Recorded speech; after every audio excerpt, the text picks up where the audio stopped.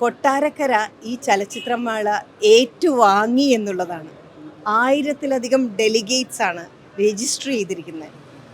ഇത്രയും ഞങ്ങളിത് മിസ് ചെയ്തു, കൊട്ടാരക്കര ഇങ്ങനെയാണെന്ന് പോലും അറിയാൻ. ഒരുപാട് സന്തോഷവും ഒരുപാട് നന്ദിയുമുണ്ട്. ചലച്ചിത്ര അക്കാദമി ഇങ്ങനൊരു സംഭവം ഇവിടെ കൊണ്ടുവരുമ്പോൾ നിങ്ങൾ 2 കൈയും നീട്ടി സ്വീകരിച്ച് അഭിമാനത്തോടെ അത് ഏറ്റെടുക്കുമ്പോൾ ഒരുപാട് നന്ദിയുണ്ട്. എല്ലാവരും വരണം. 3 ദിവസമാണ്. ഇന്ന് തുടങ്ങുന്നതേ ഉള്ളൂ. നാളെയും മറ്റന്നാളും സിനിമകളുണ്ട്.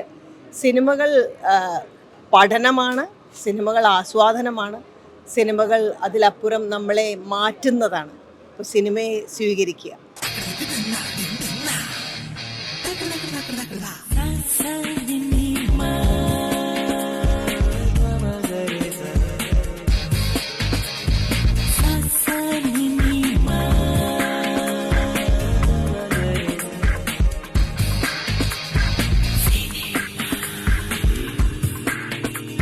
കൊട്ടാരക്കരയ്ക്ക് എൻ്റെ നമസ്കാരം. ഞാൻ കുക്കു പരമേശ്വരൻ.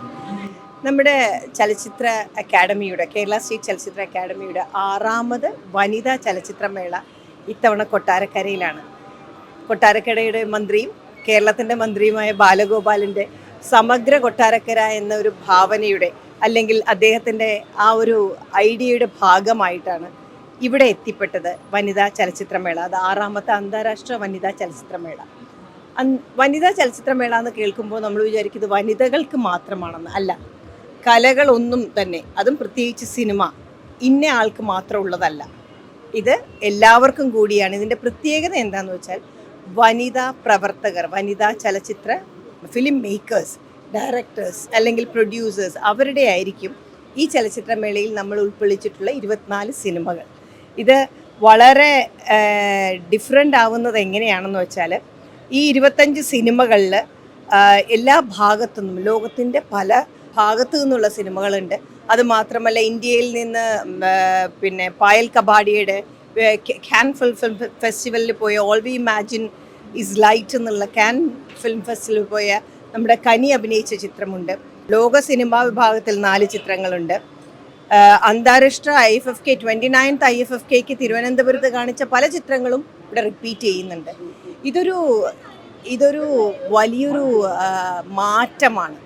ചലച്ചിത്രങ്ങൾ നമ്മളെ തേടി വരുന്നു, നമ്മുടെ ഗ്രാമങ്ങളിലേക്ക് വരുന്നു, നമ്മുടെ സിറ്റികളിലേക്ക് വരുന്നു. അത് തന്നെ ഈ ചലച്ചിത്രം എന്ന് പറയുമ്പോൾ അതൊരു വെറും സിനിമ കാണൽ മാത്രമല്ല. അവിടെയൊക്കെയാണ് അതിൻ്റെ വ്യത്യാസം. സിനിമയിലൂടെ മനുഷ്യരെ അറിയുന്നു, ഒരു രാജ്യത്തെ അറിയുന്നു. അതിലപ്പുറം നമ്മളിവിടെ സിനിമ കാണാൻ വരുമ്പോൾ പലരെയും പരിചയപ്പെടുന്നു. സിനിമ ഇത്രയധികം ജനങ്ങളെ ഇൻഫ്ലുവൻസ് ചെയ്യുന്നത് ആണെന്ന് മനസ്സിലാക്കണം.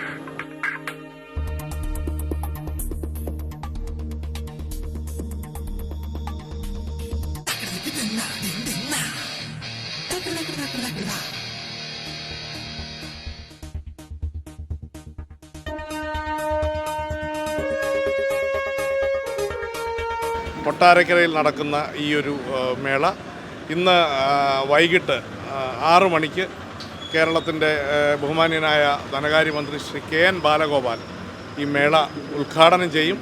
ഉദ്ഘാടനത്തിന് ശേഷം ഓൾ വി ഇമാജിനസ് ലൈറ്റ് എന്ന പായൽ കബാഡിയുടെ രാജ്യാന്തര പുരസ്കാരം നേടിയ, കാനിൽ അംഗീകാരം നേടിയ സിനിമയുടെ പ്രദർശനവും ഉണ്ടായിരിക്കും.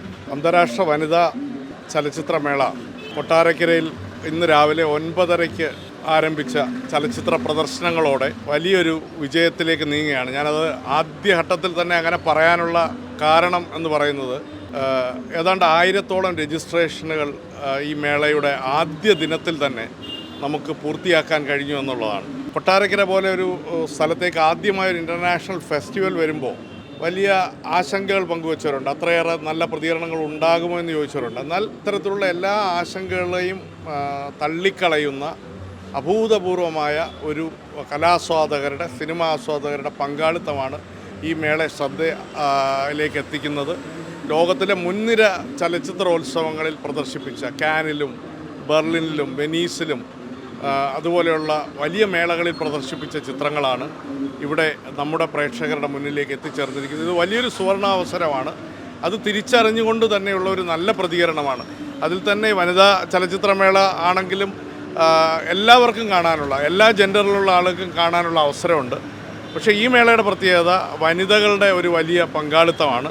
അത് ഇതുവരെ 6 എഡിഷനുകളിൽ എത്തി നിൽക്കുമ്പോൾ മറ്റ് എഡിഷനുകൾക്ക് ഒപ്പമോ അതിനെ മറികടക്കുന്നോ ആയിട്ടുള്ള ഒരു മേളയാണ് കൊട്ടാരക്കരയിൽ നടക്കുന്ന ഈ ഒരു മേള.